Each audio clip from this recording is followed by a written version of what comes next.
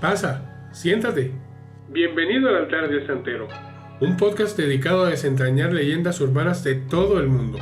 Acompáñame al misterioso mundo de los Ouijes, las damas de blanco, fantasmas, botijas y todas esas criaturas tenebrosas que pueblan nuestro plano. Ponte cómodo, porque hoy te voy a contar una historia. ¡Achépati! ¡Achépami! Muy buenas a todos, otra semana más y con ella les traigo un nuevo capítulo del podcast El Altar del Santero. El día de hoy vamos a estar hablando de un tema súper interesante. El capítulo lo he titulado 1952, el incidente OVNI de Washington. El incidente OVNI de Washington, de este año que les acabo de decir, también conocido como Oleada de Washington, los avistamientos del Aeropuerto Nacional de Washington o la invasión de Washington, fue una serie de informes de objetos voladores no identificados que se sucedieron entre el 12 y el 29 de julio del año citado. Los avistamientos más publicitados tuvieron lugar los fines de semana consecutivos, del 19 al 20 y del 26 al 27. El historiador de ovnis Curtis llamó el incidente el clímax de la oleada OVNI de 1952, ya que nunca antes ni después el proyecto Libro Azul y la Fuerza Aérea sufrieron tal ola de informes. Para los que no sepan qué es el proyecto Libro Azul, en próximos episodios vamos a hacer un capítulo dedicado a este tema. Bien, para abordar esto, yo quería dividirles entre el primer fin de semana y el segundo fin de semana para que ustedes puedan tener un mejor contexto temporal de todo lo que sucedió. Ok, comencemos entonces con la serie de eventos que se sucedieron entre el 19 y el 20 de julio. Cabe destacar que yo tomé la información lo más relevante que pude para que ustedes, libres de polvo y paja, tengan los hechos sucedidos. A las 11:40 p.m. del sábado 19 de julio del año 1952, Edward Nugget, un controlador del tráfico aéreo en el Aeropuerto Nacional de Washington, vio 7 objetos en su radar. Los objetos fueron localizados a 24 kilómetros aproximadamente al sur-suroeste de la ciudad. No había aviones conocidos en el área y los objetos no seguían ninguna ruta de vuelo establecida. El superior de Nugget, Harry Barnes, que era un controlador de tráfico senior en el aeropuerto, observó los objetos en la pantalla del radar y más tarde dijo: supimos de inmediato que existía una situación muy extraña. Sus movimientos eran completamente radicales en comparación con los de los aviones ordinarios. Barnes hizo que 2 controladores revisaran el radar de Nugget. Descubrieron que funcionaba normalmente. Barnes luego llamó a la torre de control equipada con radar del Aeropuerto Nacional. Los controladores allí dijeron que también tenían puntos débiles no identificados en la pantalla de su radar y vieron una, por decirlo así, luz brillante flotando en el cielo, que partió con una velocidad increíble. Todos se preguntaron que qué demonios estaba sucediendo. En este punto, ahí no paró. Otros objetos aparecieron en todos los sectores de la pantalla del radar, cuando se movieron sobre la Casa Blanca y el Capitolio de los Estados Unidos. Ante esta situación, Barnes llamó a la base de la Fuerza Aérea, ubicada aproximadamente a 10 millas del Aeropuerto Nacional. Aunque informó que no tenían objetos inusuales en su radar, un aviador pronto llamó a la torre de control de la base para informar del avistamiento de un objeto muy extraño. Este aviador tenía por nombre William Brady. Él estaba viendo en torre y vio un objeto que parecía ser como una bola de fuego naranja, así lo describió. Era diferente a todo lo que él había visto antes. Mientras Brady intentaba alertar al otro personal de la torre, el extraño objeto se movía a una velocidad increíble. Estas son palabras de este señor. En una de las pistas del aeropuerto nacional, un piloto de Capital Airlines estaba esperando en la cabina de su Douglas DC-4 el permiso para despegar. Después de detectar lo que creía que era un meteorito, le dijeron que el radar de la torre de control había detectado objetos desconocidos acercándose a su posición. Pearman observó 6 objetos. Él los describió como luces blancas sin cola y de un movimiento muy rápido. Esto duró un periodo de casi 15 minutos. Pearman estuvo en contacto por radio con Barnes durante todo el avistamiento y Barnes más tarde relató que cada avistamiento coincidió con un pip que podían ver cerca de su avión. Cuando informó que la luz se apagó a gran velocidad, desapareció de todo el alcance de los radares. Al momento que eso estaba sucediendo, en la base aérea, el personal de la torre de control estaba rastreando en el radar lo que algunos pensaban que eran objetos desconocidos. Un aclamado sargento llamado Charles Davenport observó una luz naranja y roja que iba hacia el sur.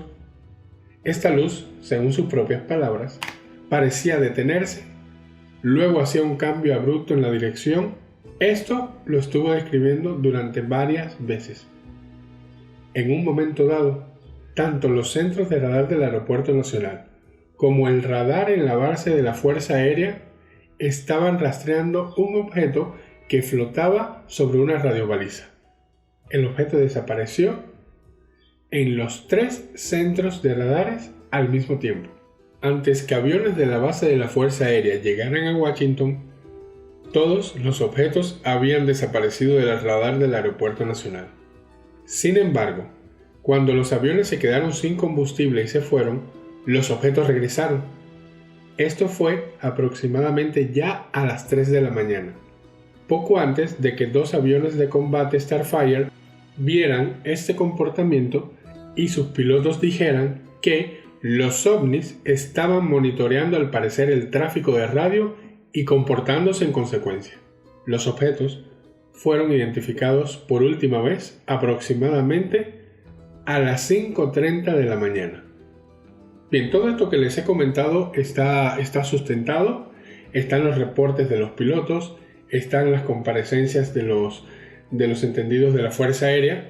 Entonces, esta es una clara demostración de un fenómeno ovni con todas las de la ley sobre Washington. Hay una parte muy importante que es cómo se manejó la publicidad y la reacción de la Fuerza Aérea ante estos incidentes. Estos avistamientos del 19 al 20 de julio de 1952 ocuparon los titulares de primera plana en los periódicos de todo el país. Un ejemplo típico fue el titular de una gaceta muy importante que decía "Saucers swarm over the capital", es decir, platillos voladores sobre la capital. Esto, por supuesto, escrito en letras súper grandes.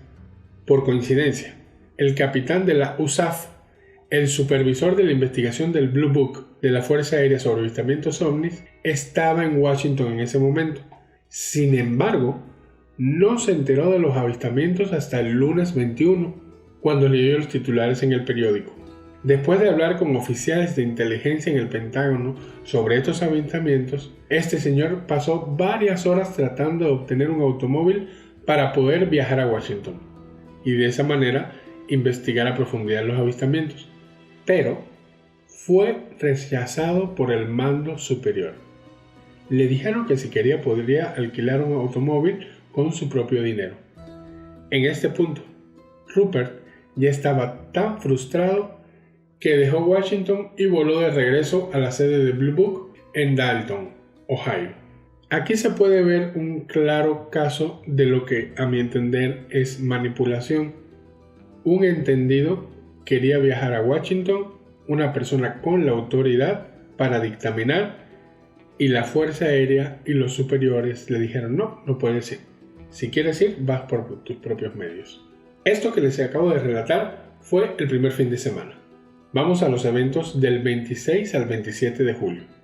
A las 8:15 p.m. del sábado 26 de julio de 1952, el piloto y una azafata en un vuelo de National Airlines de Washington observó luces sobre su avión. En cuestión de minutos, ambos centros de radares del Aeropuerto Nacional y el radar de la AFB estaban rastreando más objetos desconocidos. El sargento mayor de la USAF observó visualmente los objetos en Andrews. Más tarde dijo que esas luces no tenían las características de los vuelos de los Lockheed P-80 Shooting Stars. Mientras tanto, Albert Schopp, el portavoz de prensa de Blue Book, llegó al Aeropuerto Nacional y, debido a las preocupaciones de seguridad, negó las solicitudes de varios reporteros para fotografiar las pantallas de radar. Aquí empezó el ocultismo. Ok, está sucediendo esto por segunda vez. Esperen, no quiero prensa aquí, no quiero evidencia. Luego, esta persona se unió al personal del centro de radares. A esta hora, ya eran las 9:30 de la noche, el centro de radar estaba detectando objetos desconocidos en todos los sectores. A veces los objetos viajaban lentamente y en otras ocasiones invertían la dirección y se movían a través de la pantalla del radar a velocidades calculadas de hasta 11.250 km por hora. Ya entrada la noche, casi a las 11:30, dos aviones de combate Starfire de la Fuerza Aérea de los Estados Unidos, de la base de la Fuerza Aérea Newcastle, arribaron a Washington. El capitán John McHugh, el líder de vuelo, fue enviado hacia los contactos del radar, pero no pudo ver nada, a pesar de que dio varios vuelos y repetidos intentos por tener confirmación visual. Sin embargo, su numeral, el teniente William, vio 4 resplandores blancos y los persiguió. Dijo a los investigadores: traté de hacer contacto con los objetos por debajo de los 1000 pies. Me desplacé a velocidad máxima, pero dejé de perseguirlos porque no veía ninguna posibilidad de alcanzarlos. Según Albert Schopp, cuando el control de tierra le preguntó a Patterson si vio algo, Patterson respondió: los veo ahora y están a mi alrededor. ¿Qué debo hacer? En ese momento hubo un silencio sepulcral, porque nadie sabía cómo actuar ante esta situación. Después de la medianoche del 27 de julio, el mayor de la USAF, T. Will Fournette, enlace del proyecto Blue Book en el Pentágono, y el teniente John Holcomb, un especialista en radar de la Marina de los Estados Unidos, llegaron al centro de radares del Aeropuerto Nacional. Durante esa noche, el teniente Holcomb recibió una llamada de la Estación Meteorológica Nacional de Washington. Ojo, en esta llamada le dijeron que había una ligera inversión de temperatura en la ciudad, pero Holcomb sintió que la inversión no era lo suficientemente fuerte como para explicar tantos contactos, avistamientos buenos y sólidos en las pantallas de los radares.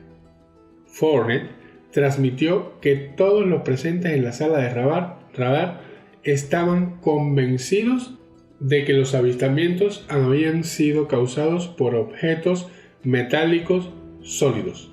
Las aeronaves civiles también reportaron estos objetos brillantes que correspondían a destellos de radares vistos por los operadores. Al igual que el 20 de julio, los avistamientos y los retornos de radar desconocidos terminaron al amanecer. Esto fue inmediatamente el otro fin de semana. Por supuesto, ante esto, la Casa Blanca luego actuó. Los avistamientos del 26 y 27 de julio también llegaron a los titulares de primera plana y llevaron al presidente Harry Truman a que su asistente de la Fuerza Aérea llamara a Rupert y le pidiera una explicación de los avistamientos y los retornos que había dado el radar. Truman escuchó la conversación entre los dos hombres, pero no hizo preguntas él mismo. El historiador de la CIA, Gerald H., en su historia de 1997 de la participación de la CIA con los ovnis, también menciona la preocupación de Truman. una acumulación masiva de avistamientos sobre los Estados Unidos en 1952. Específicamente en el mes de julio, alarmó a la administración Truman. Los días 19 y 20, las pantallas de los radares del Aeropuerto Nacional y la base de la Fuerza Aérea rastrearon misteriosos objetos.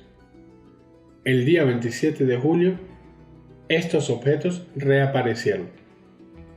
La CIA reaccionaría a la ola de informes OVNI de ese año formando un supuesto grupo de estudio especial dentro de la Oficina de Inteligencia Científica y la Oficina de Inteligencia Actual para revisar esta situación.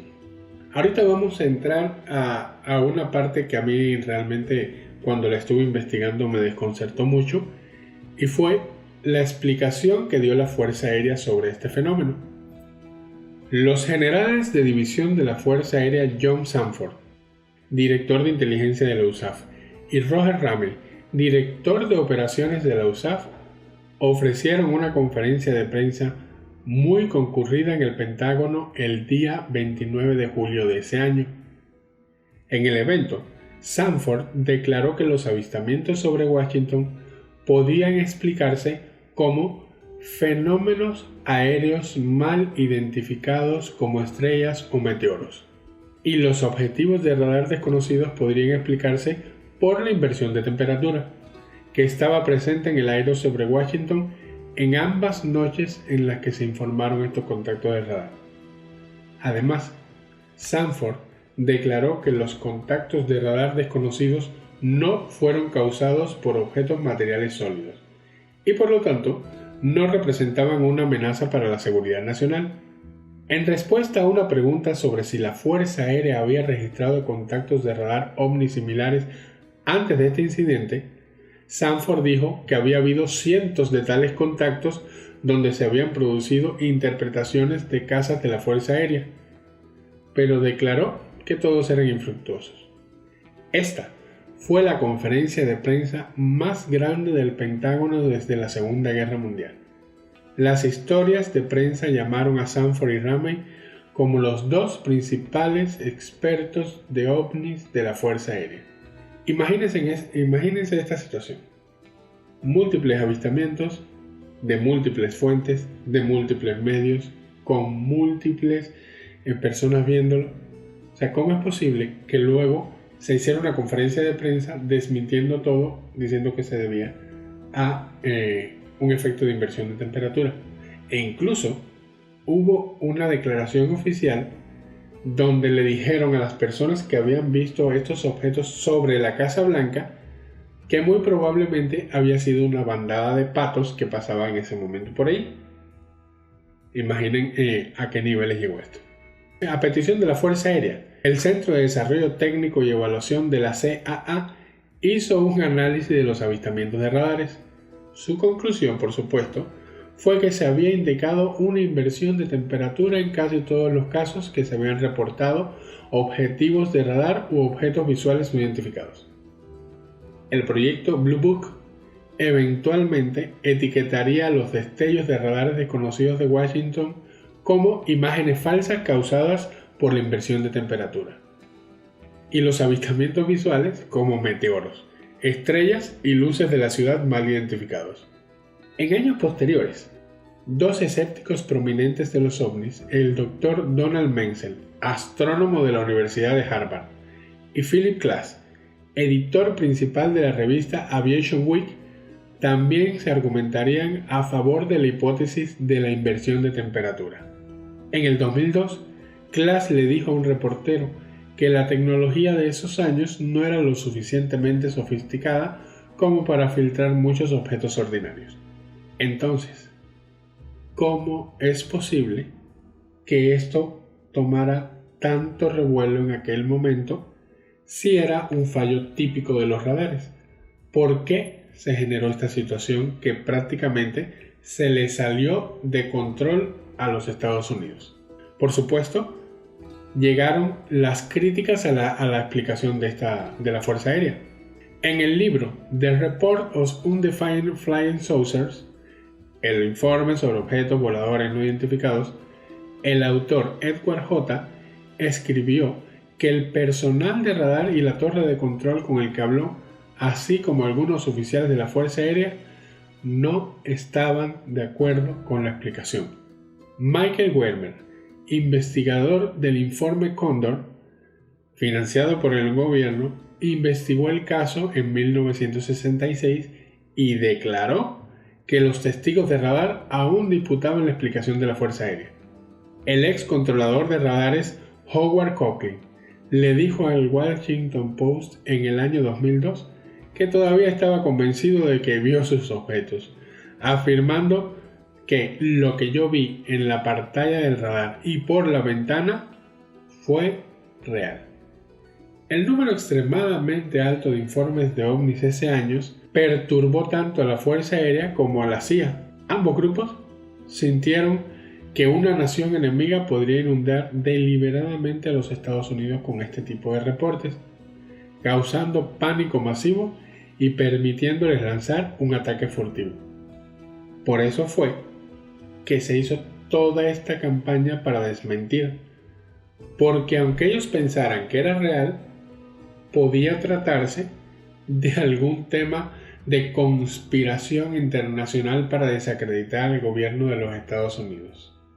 Los avistamientos de ovnis en Washington de ese año se convirtieron en un hito en la historia de los avistamientos y atrajeron la atención, por supuesto, a nivel internacional. Aunque algunos escépticos argumentan que los avistamientos se debieron a los fenómenos naturales, para otros, estos incidentes sirvieron como evidencia palpable de la existencia de vida extraterrestre. En última instancia, estos avistamientos continúan siendo un enigma sin resolver. El debate sobre su origen ha persistido durante décadas y, por supuesto, ha alimentado la fascinación y la especulación en torno a los ovnis. Independientemente de la explicación detrás de estos avistamientos, su impacto en la cultura popular y en la búsqueda de respuestas sobre la existencia de la vida extraterrestre perdura hasta el día de hoy. ¿Qué les ha parecido todo esto? En mi caso personal, yo siento que fue un manotazo sobre la mesa. Fue diciendo, estamos aquí, no solo hoy, sino que vinimos una semana después, y pues hagan lo que quieran. Espero que la información que les he transmitido el día de hoy, yo la traté de plasmar lo más certera y precisa posible, para que ustedes como audiencia puedan pues tener su propio criterio, forjar su criterio. Les traigo un breve relato en nuestra sección Relatos Inexplicables, obviamente que tiene que ver con este fenómeno, ¿no? Les recuerdo, aprovecho este momentito para que por favor me sigan en las redes sociales si les gusta el contenido que les estoy dando, que me sigan en mi canal de YouTube, que me sigan por favor también en Spotify o en la aplicación que usen para escuchar podcast. El relato de hoy se llama Tiempos de incertidumbre. 1952. Washington, D.C. La Guerra Fría estaba en pleno apogeo y una tensión palpable se extendía por todo el país. Sin embargo, fue durante aquel año que una serie de eventos misteriosos sacudieron la capital de la nación, añadiendo un nuevo ingrediente a la incertidumbre de la época. El verano se instaló en la ciudad, cubriendo el aire con una densa humedad. Una noche calurosa del 19 de julio, el sargento Samuel Collins, veterano de la Segunda Guerra Mundial, se encontraba realizando su patrullaje rutinario cerca del monumento de Washington. Era un hombre apacible y observador, pero nada lo prepararía para lo que estaba a punto de presenciar. En medio de la oscuridad, Collins vio una luz intensa en el cielo, moviéndose a una velocidad asombrosa. No era un avión ni un helicóptero convencional. El objeto emitía un resplandor deslumbrante y zigzagueaba de manera imposible. Fascinado y con un dejo de temor, Collins dio aviso por radio a la central de la policía, sin saber que esto sería solo el comienzo. La noticia se esparció rápidamente por la ciudad, Testigos comenzaron a reportar avistamientos similares en distintos puntos de Washington. El pánico comenzó a propagarse entre los habitantes, quienes, por supuesto, exigían una explicación a este fenómeno que desafiaba la lógica. El gobierno de los Estados Unidos se vio obligado a actuar ante la creciente presión pública. El presidente en persona ordenó una investigación encubierta y designó al agente especial Robert para lidiar con el caso. Anderson, un hombre pragmático y curtido en el mundo de la inteligencia, se sumergió en un laberinto de informes clasificados y testimonios confusos. Durante semanas, Anderson entrevistó a pilotos, controladores de tráfico y ciudadanos comunes en busca de respuestas. La intriga crecía con cada nuevo relato, mientras los científicos y analistas trataban de descifrar toda la información recopilada. Sin embargo, la verdad parecía escapar ante los dedos del agente especial.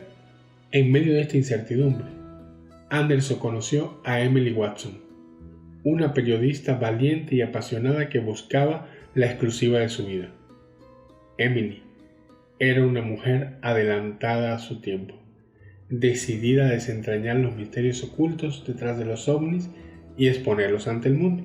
Juntos se adentraron en una carrera contrarreloj para develar la verdad. A medida que profundizaban en los sucesos, descubrieron una trama aún más inquietante. Detrás de los avistamientos se encontraba una conspiración a gran escala, urdida por poderosos intereses que buscaban sembrar el caos y la desconfianza en la sociedad estadounidense. A medida que se acercaban a la verdad, los peligros aumentaban. Agentes gubernamentales corruptos y fuerzas oscuras parecían estar siempre un paso por delante, tratando de silenciar a quienes se atrevían a desafiar el status quo. Pero Anderson y Emily nunca se rindieron. Armados con valentía y determinación, se enfrentaron a un enemigo invisible y despiadado.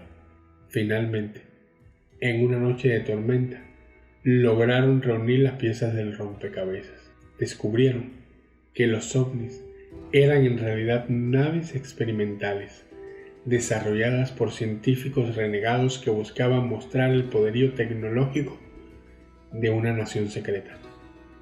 Estos eventos fueron meticulosamente orquestados para sembrar el caos y desestabilizar la confianza de las autoridades. Con la verdad finalmente revelada, Anderson y Emily expusieron la conspiración ante el mundo. Los responsables fueron llevados ante la justicia y la ciudad de Washington, D.C. recuperó su calma habitual. Sin embargo, los eventos de aquel verano dejaron una marca indeleble en la historia de los Estados Unidos, recordándonos que la verdad puede ser más extraña y peligrosa que cualquier ficción. Con este relato, lo que les quiero transmitir es que realmente hay más de una salida a estos sucesos.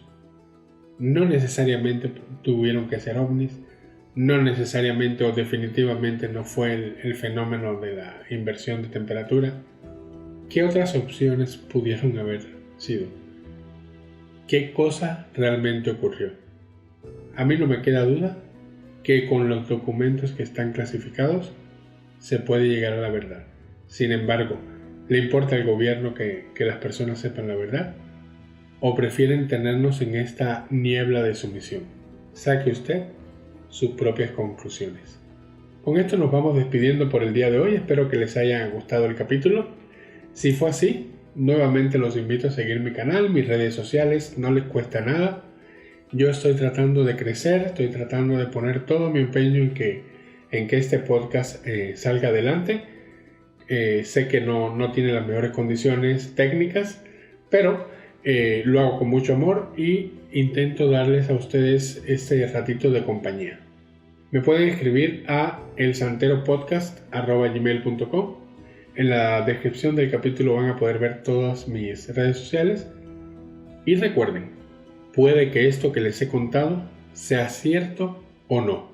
Pero le voy a dar un consejito, compadre. Si no cree, al menos respete. ¡Achépati! ¡Achépame! Hasta la próxima.